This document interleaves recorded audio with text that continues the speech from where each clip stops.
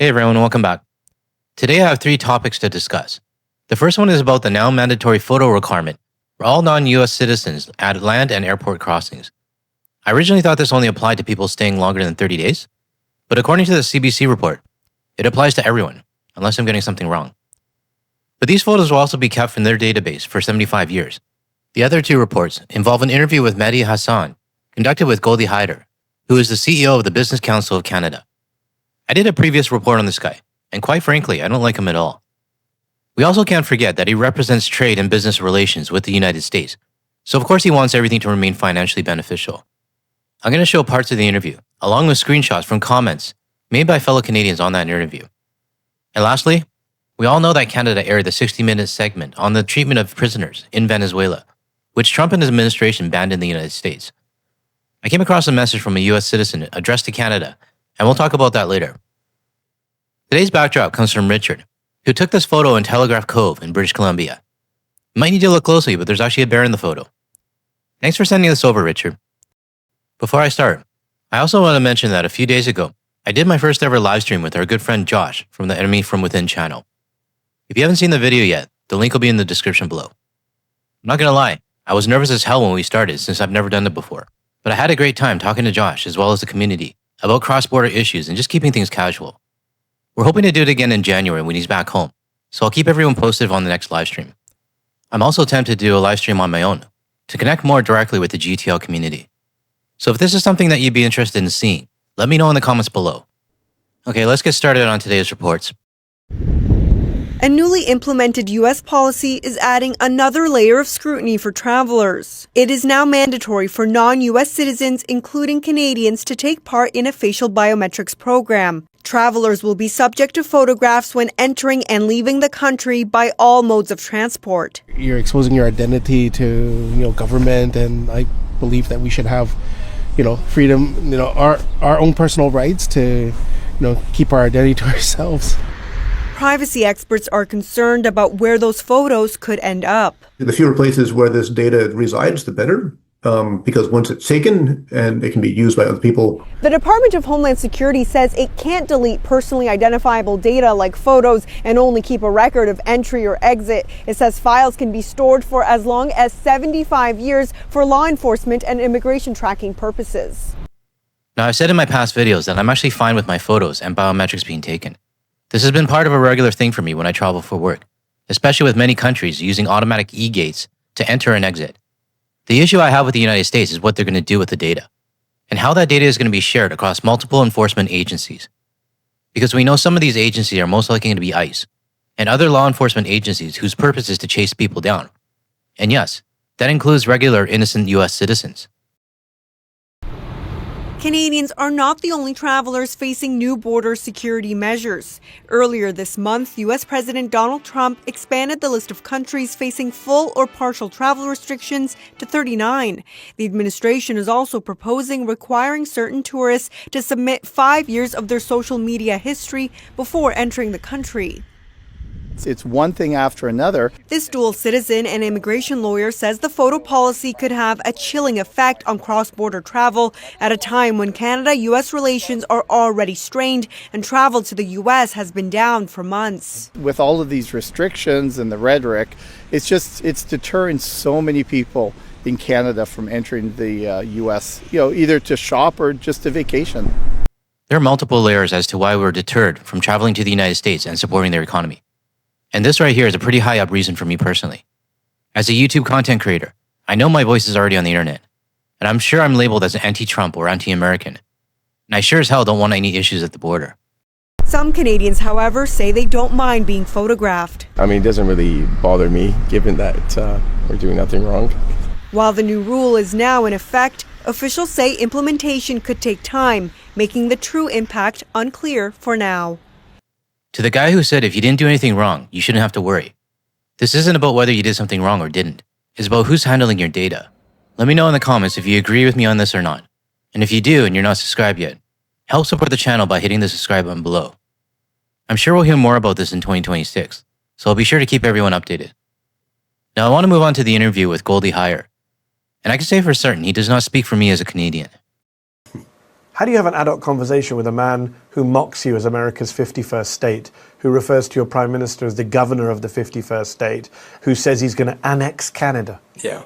Luckily, a lot of that has stopped, not happened at all in quite some period of time, and we took it at face value. I said, you know what, it's nice to be wanted, but I love the way our prime minister handled it. He basically went to the White House after he got elected and said, in real estate terms, I've consulted the owners, they're not interested. And that put an end to that for the most part, and every once in a while it may pop up. In my opinion, this is far from over just because the orange guy isn't actively saying it right now. You'd have to be blind to think that Trump would ever give up annexing Canada. I should also add that Goldy Hyder is the CEO of the Business Council of Canada, and those business members have a vested interest in keeping trade and relationships moving forward with the US, even if that means sucking up to the Trump administration. So keep that in mind when you're hearing Goldy speak. But we're not distracted by it. Rather, maybe what we're doing here as Canadians is, in some ways, thankful that this has woken up my own country to realize the importance of diversification, not because of what Donald Trump said. We've been trying to do it, but we need to do it faster. And we just did a visit with the Prime Minister to Asia, for example, growing part of the middle class, and we've got to sell more of our goods to other things. And in many ways, America's done us a favor, which, by the way, may raise the trade deficit with them because they're going to have to pay full price for the products that we're not going to be selling to customers around the world. Last question. It's not just about tariffs and trade. Canadians, like a lot of people in the West, are not happy with the Trump administration. Obviously, you are directly affected. You're across the border.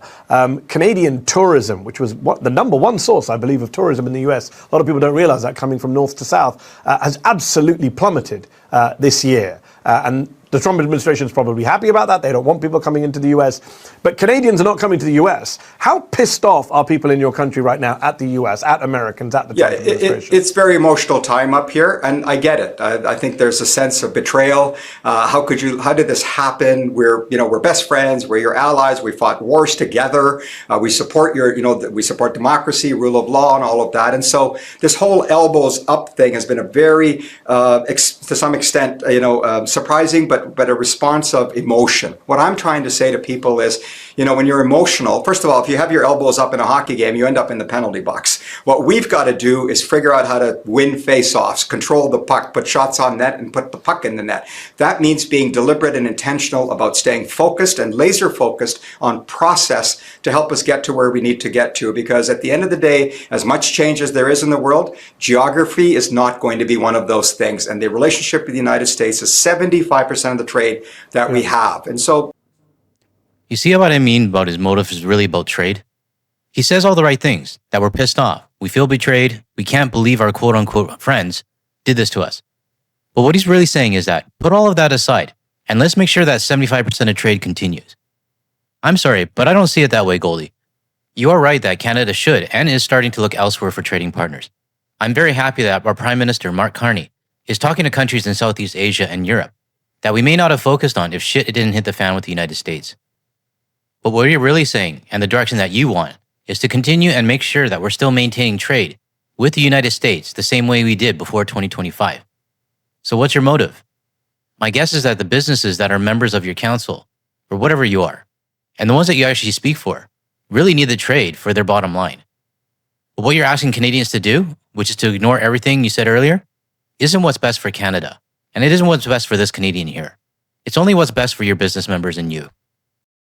That's just simple math, maybe, and that's how it's going to, I think that's what's going to drive the attention of when we get to the finish line of the USMCA. You're not just a Canadian, you're a Muslim Canadian. When you travel, you've seen the news stories this week about the Trump administration wanting even allied countries' citizens to provide 5 years of social media handles and information and email addresses and family members' names and home addresses. That's obviously going to have a huge impact on travel to the US, especially in a World Cup year. You're a Muslim Canadian who travels to Miami, travels to DC. Have you had issues? Do you worry when you travel? Do you delete stuff off your phone like a lot of people are doing these days? I do none of that. I don't worry. I believe in the rule of law. I believe in democracy. I just simply have not been intimidated or affected by any of that. I'm proud to stand up for the things that we do on behalf of not just the Canadian businesses and CEOs I represent, but frankly, my country's national interest and the things. He's not worried because nothing has ever happened to him, yet. But notice the first thing he said. He said he was proud of what he does for the Canadian businesses and CEOs he represents. Then he mentions his country's national interest. That tells me exactly where his interest is. It's not for you and me watching this video. It's about supporting and making sure that the business CEOs that he represents are taken care of. I'll show you some of the comments from other Canadians that was left in the interviews shortly. Because it's not just me saying this, it's also your fellow Canadians. That we believe in and the values that we cherish. We're going to continue to do that. And I think that's the way you respond to this. You talked about the tourism thing.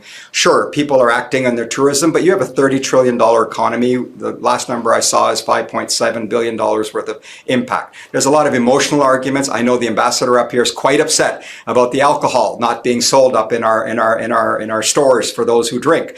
These are not things that should be the macro conversation. We need to focus on the importance of jobs in our economy, the importance of reliable supply of energy. Let me translate what he's really saying. We need to put aside what actually matters to Canadians and continue to suck up to the United States so my business CEOs can remain profitable. What do you think? Is my translation correct? Let me know in the comments. Of food, the president recently threatened on fertilizer. We're the largest distributor to the United States. Over 500,000 farmers rely on fertilizer from Canada. These things are going to catch up to any political party when their base is going to be extremely concerned about the things that affect their livelihoods.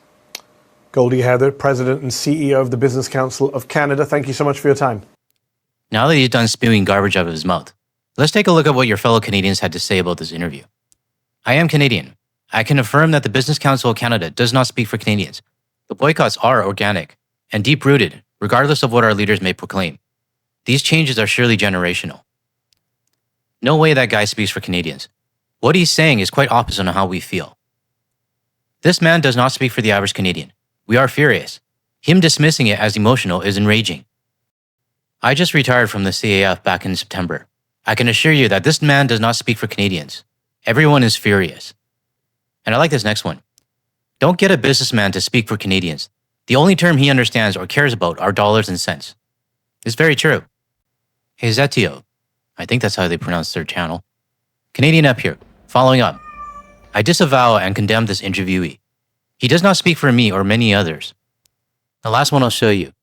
If you want the true opinions of Canadians, ask someone whose job doesn't rely on continuing trade negotiations. So why did I show these comments to you? It's to show you that many Canadians, even outside of the GTL community, disagree with this guy's statements in the interview, and that many others are genuinely outraged by it as well. But what really worries me is this. The Zetio channel, is that how I pronounce it? I'm not really too sure. They have 1.55 million subscribers, and that message being sent to what I assume is most likely a US audience is that Canada just needs to put aside their emotions and continue trading the same way we did in 2024.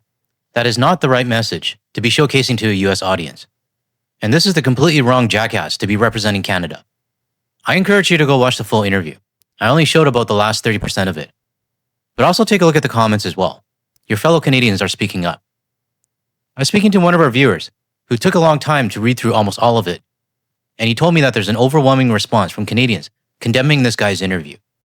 So go have a look at the video. The link is in the description below. I know some of you are passionate about our country and standing up for it. So if you decide to reach out to him, there's no need to CC me in the email. By the way, his email is easy to find. Now moving on, I want to show you a message from a US citizen to Canadians. I'm going to let it run straight through and I'll comment after. I saw evidence this morning that my own government tried to hide from me because someone in Canada recorded that 60 Minutes episode on their phone and put it on social media. And I wanted to take this moment to say thank you to you in Canada who did that for us and to our allies all around the world who have not given up on us. We understand that our country, the leaders that are in charge right now, have been terrible friends and allies. We understand that they have destroyed so much of what we have built over decades with our allies. But I also want you to know there are very, very many of us who remember what it means to be a friend and an ally. And you guys are showing us that in the ways you are helping us to resist. There will come a time when we will be back. There will come a time when we will get control of our government and we will remember our friends and allies. And for those of you who haven't forgot us now, even in this moment when America has become not only not a friend and ally, but an active threat to so much of the world, and you are still standing by us. Thank you. It is incredibly difficult for those of us who believed and still believe in what America stood for. For those of us who said those words and meant them when we said, send us your tired, your poor, your huddled masses yearning to breathe free. That's who we are as Americans. And although we are not living up to who we are right now, that idea is not dead. And there will come a time when we will stand shoulder to shoulder with you guys again. And for those of you who know, there are very many of us who are opposing this regime and doing everything big and small that we can to reclaim our country. Thank you for not turning your back on us. We know you have to protect yourselves from our government just as we are. But just know, the vast majority of Americans, we remember our friends and allies, and we cannot wait to celebrate the day that we stand shoulder to shoulder with you again. With all the love in our hearts, go love your neighbor. You can clearly see the emotion in this woman, and I do feel for her. We do have to remember that we do have friends in the United States. Like my new friend this year, Josh from the Enemy From Within. She did mention that we are still standing by them, and I won't completely disagree with her on that. For me, and this is just my opinion, I stand with the people who are fighting back against the tyrant and his regime. And I stand by those who truly understand what their country is doing to Canada, as well as the rest of the world. But I do not stand with the country as a whole. I also have to disagree with her when she says that a vast majority of Americans remember their friends and allies. This is just my observation since starting this channel, and a little bit of a rant. Since starting this channel, I learned that this isn't just about left or right. Of course, the right won't remember their friends. We were never their friends to begin with. They're the ones stabbing us in the back. But with the left, I quickly learned that even though they may be on the opposing side of the Trump regime, not all of them care about anyone outside of their own country. And that's where the US exceptionalism comes into play, no matter if you're left or right. So in my opinion, that leaves a much smaller percentage of US citizens who truly understand what their country is doing to its allies. I learned this after talking to R during my first ever interview. Even some Democrats who are fighting against the Trump regime simply don't care about Canada. They don't know much about us. So while I appreciate this woman's message to Canada, and I understand that she may genuinely get it, just like many of our US viewers in the GTL community, a vast majority of her fellow citizens do not get it. Let me know in the comments if you agree with me on this. This is just a regular Canadian opinion. I'm not an expert at all. That's all I have for today's video. If you found any value in what I shared today, and you're not subscribed yet, help out the channel by hitting the like and subscribe button below. Thanks for watching, and I'll see you in the next one.